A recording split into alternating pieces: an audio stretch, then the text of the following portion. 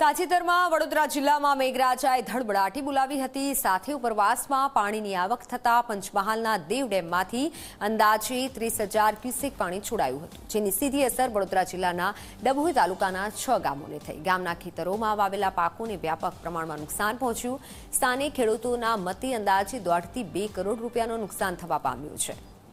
ખેતરોમાંથી પાણી તો ઓસરી ગયા છે, પણ હજુ પાક સર્વેની કામગીરી શરૂ ન થતાં ખેડૂતોમાં ચિંતા જોવા મળી છે। બીજી તરફ ખેડૂતોનો આરોપ છે કે દર વર્ષની જેમ આ વર્ષે પણ દેવ ડેમમાંથી પાણી છોડાતા પાકને નુકસાન થયું છે। તાજેતરમાં જ વડોદરા જિલ્લામાં ધોધમાર વરસાદ વરસ્યો હતો, ત્યારબાદ દેવ ડેમમાંથી 30,000 ક્યુસેક જેટલું પાણી છોડવામાં આવ્યું હતું, જેને લઈને કાંઠા વિસ્તારોના જે ખેતરો છે તેમાં વ્યાપક પ્રમાણમાં નુકસાન જોવા મળ્યું છે। ત્યારે ડભોઈ તાલુકા અને વાઘોડિયા તાલુકાની જો વાત કરવામાં આવે તો ડભોઈ તાલુકાના આમ જોવા જઈએ તો 6 ગામોને મોટું નુકસાન થયું છે, જેમાં કપાસ, મરચી, ડાંગર જેવા પાકોને નુકસાન થયું છે। ત્યારે આપણી પાસે અહીંયા ખેડૂતો જોડાયા છે, ગોજાલી ગામે આવી પહોંચ્યા છે। શું કહેશો? જે પ્રકારથી વાત કરવામાં આવે તો આ જે દેવ ડેમમાંથી પાણી છોડવામાં આવ્યું, કેટલું નુકસાન છે, કયા કયા પાકો બનીને ખાક થઈ ગયા છે? અમારા ગામમાં પાકમાં જોઈએ તો કપાસ છે, મરચી છે, તુવેર છે, બીજા અન્ય શાકભાજી છે, બધા પાકોને નુકસાન થયું છે। આમ જોવા જઈએ તો આ જે પાક જે જ્યારે વરસાદનું પાણીથી આ પાક નુકસાન થાય કે દેવ ડેમના પાણીથી નુકસાન થઈ રહ્યું છે? અમારે આ વડોદરા જિલ્લામાં વરસાદ પડે છે એનાથી તકલીફ નથી, પણ જે દેવ ડેમમાંથી એક સામટું પાણી છોડવામાં આવે છે એનાથી વધારે નુકસાન થાય છે। ખેડૂતોને બહુ નુકસાન છે। આમ જોવા જઈએ તો ગામોમાં કહેવામાં આવે છે કે પાણી છોડવાના છે કે નથી છોડવાના, એવું? હા, એવું કહેવામાં તો આવે છે, પણ એક સાથે સામટું પાણી છોડી દેવામાં આવે છે, એનાથી ખેતરોમાં વધુ પાણી ભરાઈ જાય છે, એનાથી અમારો પાક નુકસાન થાય છે। બિલકુલ, એક સામટું પાણી છોડે છે જેનાથી આ નુકસાન થાય છે। બીજા બી ખેડૂત છે, શું કહેશો? જે પ્રકારથી આ પાકો જે નુકસાન થયું છે, અંદાજે કેટલા રૂપિયાનું નુકસાન થઈ શકે? અંદાજે આપણે નુકસાન થયું છે 1.5 થી 2 કરોડ લગીને નુકસાન થયું છે।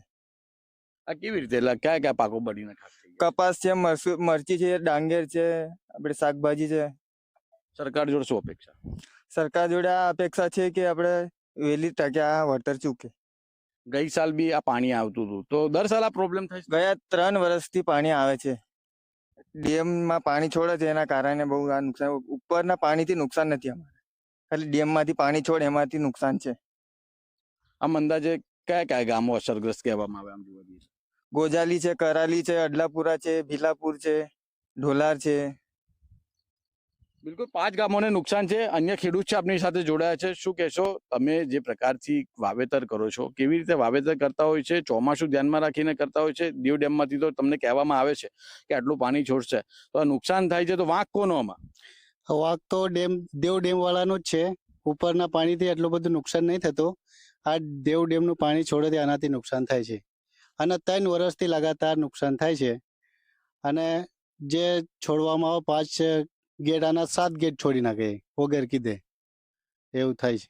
શું માંગ છે તમારી? કેટલું વળતર? અમારી માંગ એવું છે સરકારશ્રીથી કે વહેલી તકે સર્વે કરે અને મહામન વળતર ચૂકવે। અંદાજે કેટલું નુકસાન હશે તમારી? નુકસાન તો 1 કરોડ, 1.5 કરોડ, 2 કરોડ લગીન છે। કયા કયા પાકો વધારે અસર કયા પાકોને થઈ? વધારે છે કપાસ છે, મરચો છે, ડાંગર છે, શાકભાજી છે। આ બધા પાકોને નુકસાન થયું છે, તાત્કાલિક સર્વે કરવામાં આવે તેવી આ માંગ કરી રહ્યા છે। શું કહેશો? સર્વે આવ્યો ખરો તમારા જોડે? ના, હજુ સર્વે નહીં આવ્યો। તો ક્યાર સુધી આમ સર્વે થવો જોઈએ? કેટલું વળતર મળવું જોઈએ? વળતર તો હવે જો નુકસાની થઈ છે એ પ્રમાણે વળતર તો મળવું જ જોઈએ આપણને। નુકસાની તો હવે ઘણી બધી થઈ છે હવે પાકોમાં। એમ નથી કહેતો, પણ આ આમ જોવા જઈએ તો દર સાલ આ નુકસાન થાય છે। શું દર સાલ તમને આ સરકાર દ્વારા મુઆવજો મળે છે? ના, નથી મળતું।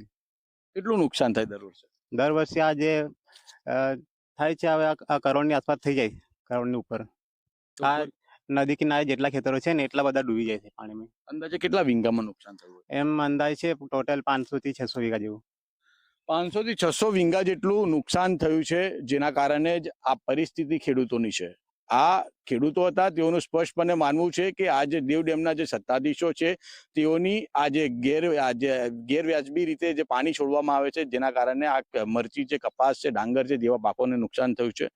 આમ તંત્ર દ્વારા કહેવામાં આવે છે કે ટૂંક સમયમાં જ આ સર્વે ચાલુ કરવામાં આવશે, પરંતુ આજે 4 દિવસ થઈ ગયા છે પાણી ઓસરે છતાં પણ હજુ સુધી આ ગોજાલી ગામમાં આજે સર્વે આવ્યો નથી, જેના કારણે આ ખેડૂતો આજે સર્વેયરોની વાટ જોઈ રહ્યા છે. પરંતુ મહત્વની વાત અને મહત્વનો સવાલ આ ઉભો થાય છે કે હવે આ ચોમાસું ચાલુ થયું અને ચોમાસા પહેલા આજે સત્તાધીશો જે સરકારી બાબુઓ છે એ જે ફાઇલો જોવામાં આવે છે, પરંતુ આ ફાઇલોનો કેવી રીતે નિકાલ કરવો તે દિશામાં તપાસ કરે છે. પરંતુ આ જ્યારે દર વર્ષે ખેડૂતોને જે નુકસાન થાય છે પાકનું એનો સર્વે કરવામાં નથી આવતો, એનું કોઈ આયોજન કરવામાં નથી આવતું, જેના કારણે આજે ખેડૂતો છે એ ડભોઈ તાલુકાના ખૂબ દુઃખી છે.